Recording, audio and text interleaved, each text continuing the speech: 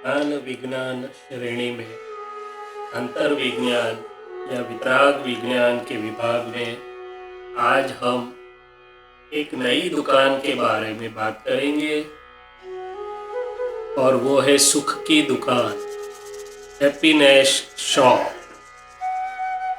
मैं डॉक्टर शैलेश मेहता, वडोदरा गुजरात से आँखों का निष्णात सर्जन और दादा भगवान दीक्षित आप्तपुत्र आप सबका अभिवादन कर रहा हूँ।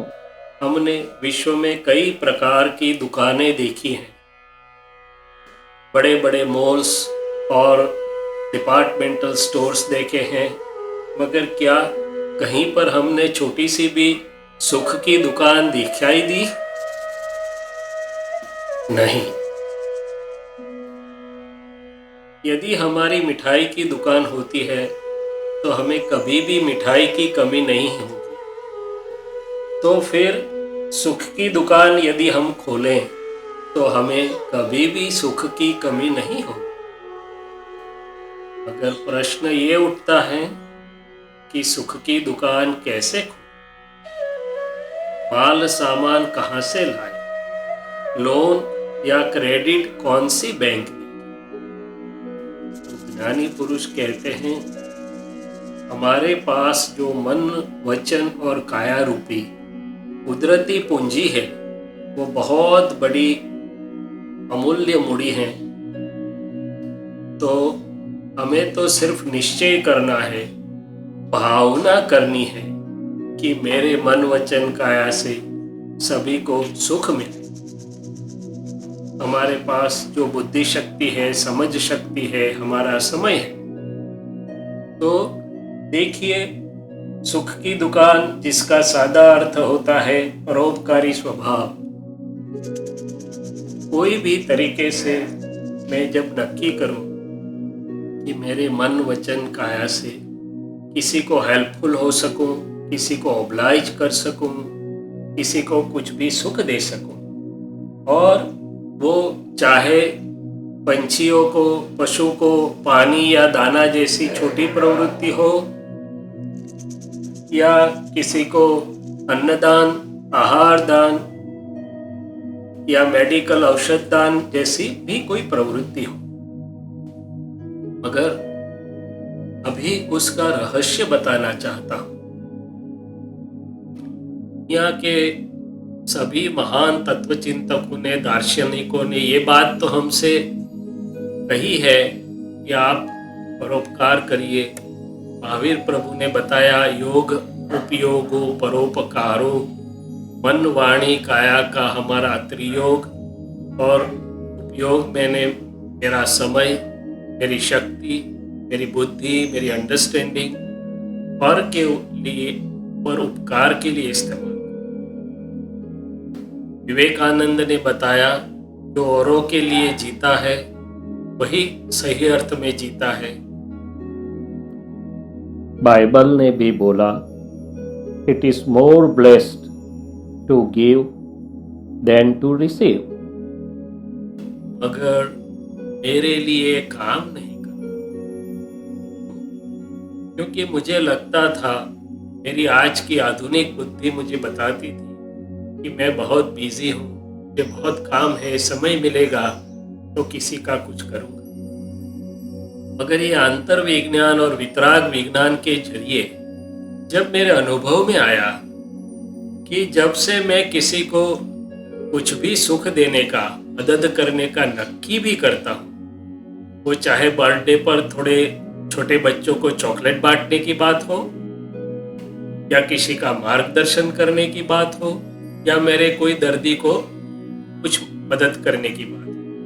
तब पहले मुझे सुख होने लगता था, मुझे आनंद होता था, मेरी वृत्तियां ऊर्ध्वगामी होती थी। तो मेरी समझ में आया कि मेरे मन वाणी काया से जो क्रिया औरों को कुछ भी सुख देने वाली है, पहले मुझे सुख देती है। Before helping others I am being helped, before obliging others I am being obliged to myself। वैज्ञानिक तरीके से देखें तो जो दुनियावी भाषा में परोपकार बोला गया है वो पहले खुद के ऊपर उपकार है, क्योंकि जैसे हमने बताया मन से नक्की भी किया, फिर वाणी या काया से मदद की बात तो बाद में आई। उससे पहले ही मेरा आत्मसंतोष, फुलफिलमेंट, हृदय को ठंडक पहुंचती है, आनंद होता है, मेरी वृत्ति और शक्ति ऊर्ध्वगामी होती है। और यदि ऑरा फोटोग्राफी ली जाए तो मेरी लेशिया या ऑरा भी अच्छी होगी। फंक्शनल एमआरआई पर पॉजिटिव रिजल्ट्स मिलेंगे या स्पेक्स पे के ऊपर भी पॉजिटिव रिजल्ट मिलेंगे। और आज तो ये बात भी साबित हुई है कि औरों को सुख या मदद करने की वृत्ति प्रवृत्ति से हमारे मस्तिष्क में सीरोटोनिन जैसे पॉजिटिव केमिकल्स भी रिलीज होते हैं। तो मुझे मालूम चला कि मैं और किसी को नहीं, खुद को पहले सुख दे रहा हूं, और किसी को नहीं, खुद को मदद कर। और दूसरी ओर यदि किसी ने मुझे बोला कि आपकी गैरहाजिरी में आपका स्टाफ क्लिनिक में हाजिर नहीं था, या तो आपके पीछे या आपका बुरा बोल रहे थे, तो मेरे मन में शुरू होता है कि समय आने दो, बरोबर सबक सिखाओ। वो तो अपने घर में मजाक कर रहे हैं, अगर पहले डिस्टरबेंस मुझे होता है, पहले सबक मुझे मिलता। तो ये भी पता चला कि मेरे मन वाणी काया से जो औरों को डिस्टरबेंस या दुख होने वाला है, पहले मुझे भी डिस्टर्ब करता है। फिर क्यों मैं ऐसा कर रहा था, क्यों हम सब ऐसा कर रहे हैं?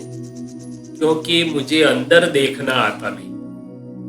बाहर देखने का तो सबने मुझे सिखाया है, बड़ी बड़ी कॉलेजेस, यूनिवर्सिटीज, मैनेजमेंट क्लासेस, मगर खुद की अंदर देखना जब तक किसी ने मुझे समझाया नहीं था, तो मैं मेरे अंदर नहीं देख पाता था कि ये मन वाणी क्रिया की प्रतिक्रिया मुझे अंदर क्या असर। तो ये विज्ञान ने मुझे ये भी पहला पाठ सिखाया कि आपके अंदर देखना सीखिए। तो मुझे पता चला कि भगवान या किसी को इनाम या दंड देने नहीं आना पड़ता। मेरे ही मन वाणी काया की क्रिया की प्रतिक्रिया, इनर इफेक्ट, मुझे इनाम या दंड तुरंत ही दे देती है। तो ये सीधी सी एक सुनहरी चाबी मिली। अभी दूसरा प्रश्न ये आया कि क्या दिन के दौरान मैं ढूंढता फिरूं कि किसी को सुख, किसको सुख दूं, किसको ओब्लाइज करूं? नहीं, सुबह में उठकर 5 बार मुझे भावना और प्रार्थना करनी है कि हे प्रभु, अंदर रहे हुए शुद्ध चेतन स्वरूप हे परमात्मा, मेरे मन वाणी काया से सभी को सुख मिले, मेरे मन वाणी काया से किसी को मदद कर सकूं, और मेरे मन वाणी काया से किसी भी जीव को तनिक भी दूं। ये मेरा अंदर का निश्चय है, अंदर का भाव है, अंदर की ही मेरा नक्कीपन है, inner attitude, inner decision, inner resolution. बाद में वो कुदरत में जाके काम करेगा और चीजें अपने आप बनती रहेंगी। तो ये बहुत छोटी चीज है कि सुख की दुकान खोलिए, और सुख की दुकान खोलने पर अपना सुख तो अपने आप आते रहे। ऐसा भी कहा गया है कि यदि आप मन वाणी काया का उपयोग पर के लिए करना चाहते हैं, वाकई में कोई पर है ही नहीं, मैं ही खुद हूँ, मगर कुदरत आपका सब कुछ संभाल लेगी, आपको कुछ तनिक भी चिंता नहीं करनी। और उसमें दिन के दौरान, जीवन के दौरान कई काफी हमें सहयोग मिलते हैं। आहार दान का हो, औषध दान, मैंने मेडिकल संबंधी हो, ज्ञान दान संबंधी हो, या तो फिर अभयदान जो ज्ञानी पुरुष दे सकते हैं। और हमें तो अंदर से रखना है हेल्प अवेलेबल। और मैं तो आगे चल के ये भी सोचता हूँ कि हम एक वेब पोर्टल बनाएं जिसके पर जिनके पास जो समय शक्तियाँ हैं वो अंदर डाल सकते हैं कि हफ्ते में एक बार 1 घंटा में ये काम करने की इच्छा रखता हूँ, और जिनको जो ज़रूरत है।